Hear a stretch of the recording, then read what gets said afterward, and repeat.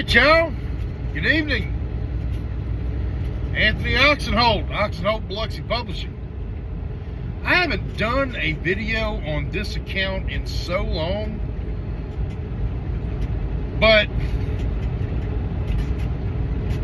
I kind of feel I need to. You know,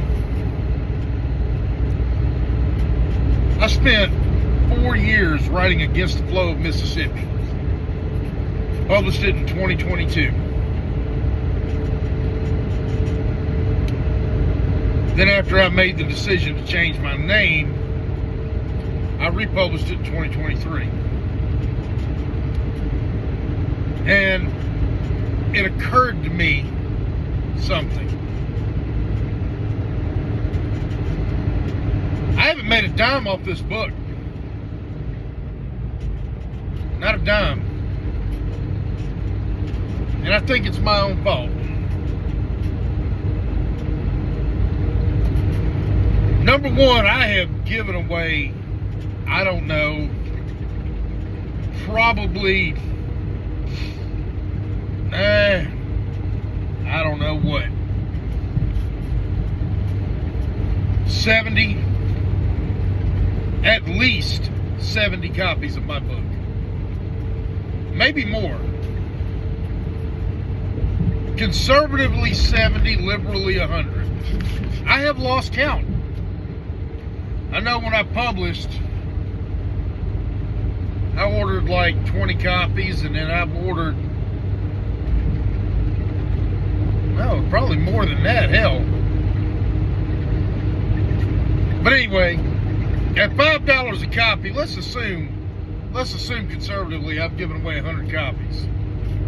That's $500, or well, actually it's about $6 an author copy, so that's $600 that I've spent giving my book away. I don't mind it, but it occurred to me on something. And I've had people read my book that, you know, other people have given them copies so that they can check it out. My mom, who's still alive, she's 72 years old, and still works a full-time job, by the way, at a grocery store in Biloxi, has given my book to a couple of her co-workers. I don't mind it. I'm not complaining. But it occurred to me that if an author gives you a copy of their book, or if you read an up-and-coming author, I'm not going to say struggling, I'm not going to say starving, because I'm not struggling. I don't make my money writing. I make my money by driving this semi. But if an author gives you a copy of their book, especially one that's, you know, my only distributor is Amazon. My book is not available in brick and mortar stores. It's only available at Amazon. Hang on, this camera's bugging the fuck out of me.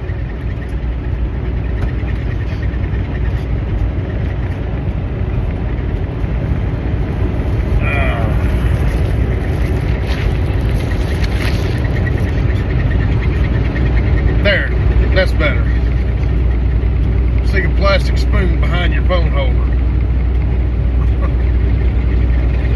We redneck rigging around here. We thugging it out, y'all. Anyway. Wow. That's some redneck shit there. Anyway, y'all.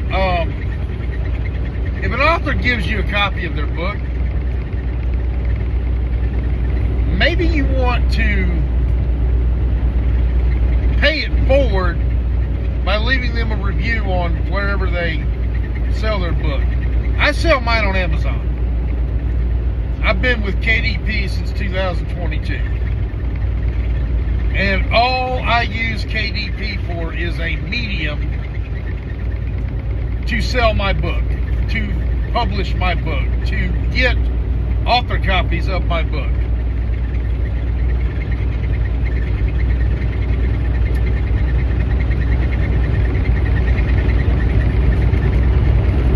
And again, my profits are slim. So if y'all go and y'all look and y'all get a copy of my book, leave a review. If you have read my book, do me a favor, leave me a review. Tell your friends, hey, check this guy out, because I'm working on 2 other projects right now, and I do want to get into both of these. Okay. The first project, which I think will be finished first, it's actually the second project that I'm working on, but it'll publish before the next one I'm going to mention, so I'm going to talk about it first. It's called Black Justice in Mississippi. Now, y'all see me. I'm white. I'm what some people would call a redneck. Got the long beard going, the long hair, Georgia Bulldogs cap.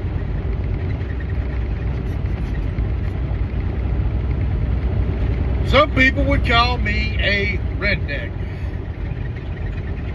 So what does a white redneck from Mississippi know or care about black justice? Well, I'm going to tell you what I know and care about it.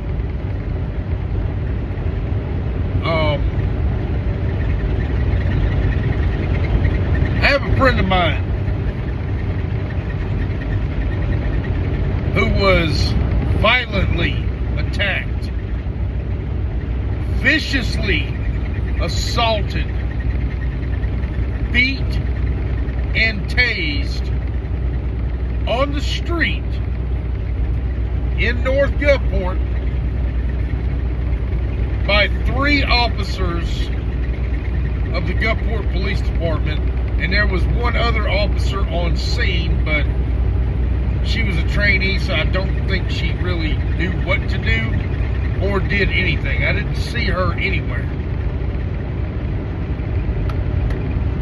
But 3 seasoned officers beat the absolute hell out of this woman.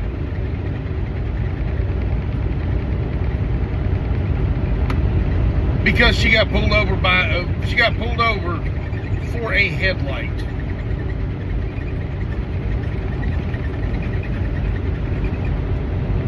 I have a problem with that, y'all. I understand drug interdiction. I'm former law enforcement, as many of y'all know. I want criminals to be put in prison. What a novel idea. Let's put criminals in prison. I want proactive policing, but I want it done the right way. Let me give you an example of what I mean by doing policing the right way. And again, I was never a street cop, I was a correctional officer. But I know the law. Probably better than most street cops in Mississippi. I probably had more training than a lot of street cops in Mississippi. I'd put money on that one.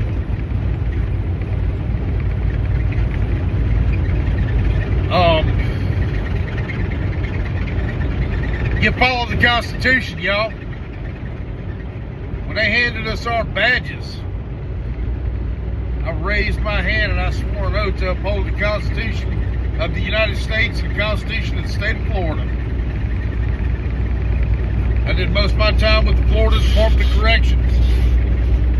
I swore my oath. I don't have much call for the second one, but that first one, I say it's never expiring.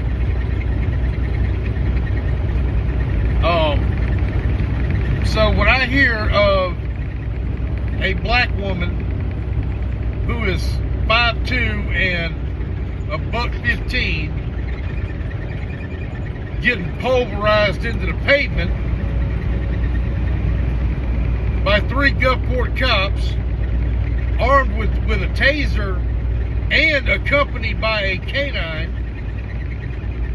I have a problem with it. And I've seen the dash cam and the body cam footage and read the reports.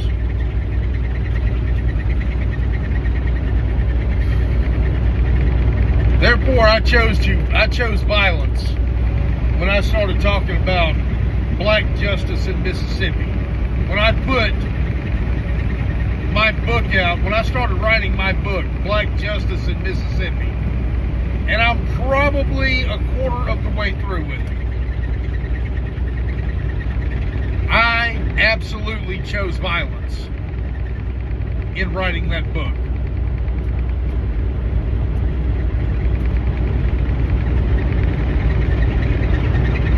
And I want to explain it and justify my reasons.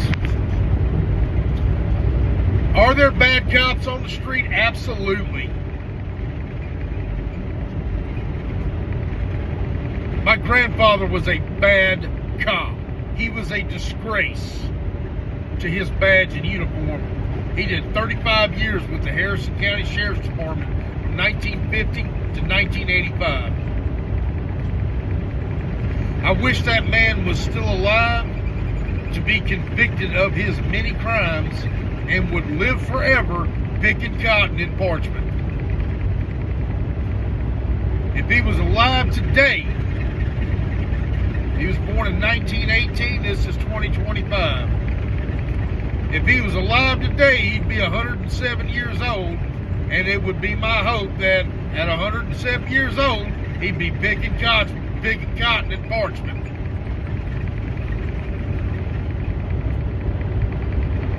I would love nothing more than for that to be possible. Unfortunately, it's not. If I'm willing to say that about my dear old granddaddy, what do you think I'll say about anybody else? So yes, my book, I opted for violence. I opted to call out the entire system. I opted to show how police officers treat minorities in the general public. Bad part, in the real incident that inspired the book, this was a black officer who attacked a black female in a black area of Gulfport. This guy said on the stand, well, I pulled her over because she was coming out of a no-drug area. Never mind the fact that her grandmother bought the house that she lives in that area in 1969.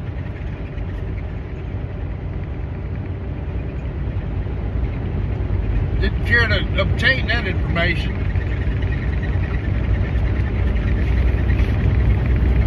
And again, I have nothing against officers being proactive. I want proactive police. What I don't want is a hot-headed police department or police officer who's going off half-cocked and assaulting citizens for no reason.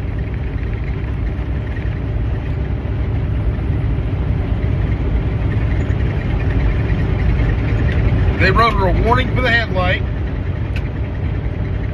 and charged her criminally with resisting arrest and non-compliance. The municipal court judge, which I'll also go after the municipal court system in my book, convicted her. The county court judge, and in this case I'm talking about Robin Metcalf, said, oh no, you will not. And she strongly, in a way that only she knows how, admonished the officer and the system that allowed this travesty to happen. And she was not nice about it. And she shouldn't have been. So if somebody sees this, tell Robin Midcap I said thank you. Tell Robin Midcap that she 100% has my support for doing the right thing. And Robin Midcap is not an activist judge. She is not anti-law. She's former law enforcement like me. She's a former prosecutor. She was not an activist prosecutor either. You break the law, you're going to pay the price. That's how she's always been. Ever since I've known about her. Ever since I've known her. She's always been like that.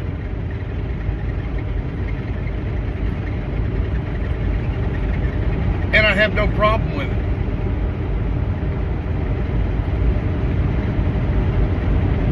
So I featured her in my book as the fair judge. Now, in my book, I have changed the area of town. I have changed the names. I've changed the officers' dynamics. I went from a black officer trying to bust people and make a name for himself to a white, seasoned, redneck, racist cop. Because those do exist. I said it in Gulfport, and I changed everybody's name. The only person's name I didn't really change was my part. About how I became acquainted with this young lady and what I'm doing to try to help her. I also in this book show systematic racism going back to the beginning of history in Mississippi to current.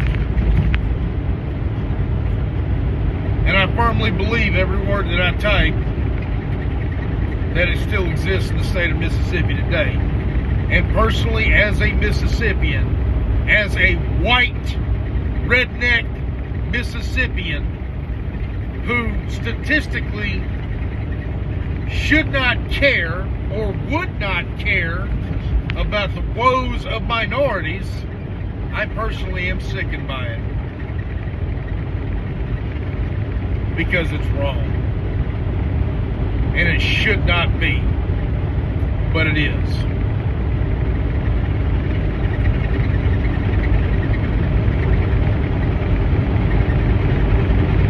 I'll give everybody more updates on when I publish. But, y'all, I just want to give an update on what I'm doing because I haven't done this in quite a while. I also want to run something else by you. Talk about my other project, the Fighting Mississippians. I think I've talked about it before. Following the fictional Pennington family. Oh. I wish they knew how to pave a road up here in Illinois. Thanksgiving night, I'm on my way to Chicago. Gotta love it. Anyway.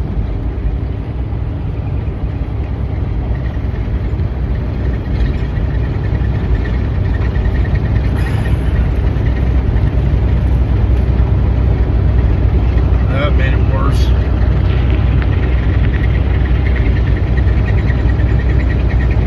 The Fighting Mississippians follows the fictional Pennington family from the late 17th century in England to present day.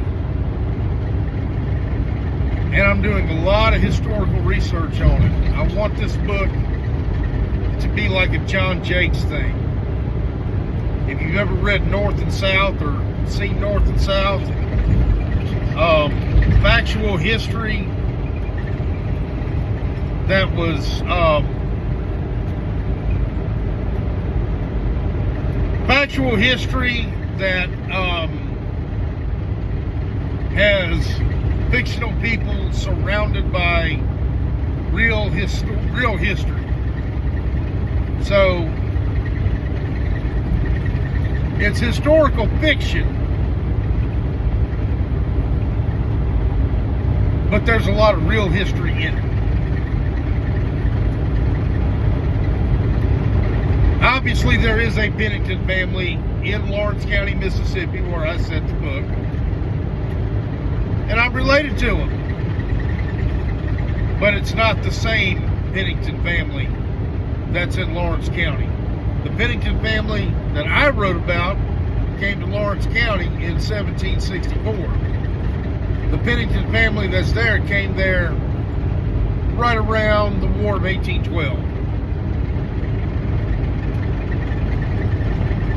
Just throwing that out there. More on that as I get going with it. Like I said, I'm not even close to... I probably won't publish that thing for at least 3 years at least. Simply because there is so much research that I have to do, and I want to do it justice, and I want to get it right.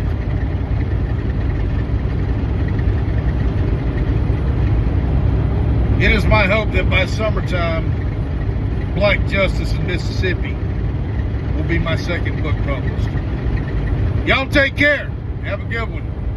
Happy Thanksgiving. Stay warm, stay safe. Anthony Oxenholt, Oxenholt Biloxi Publishing, LLC.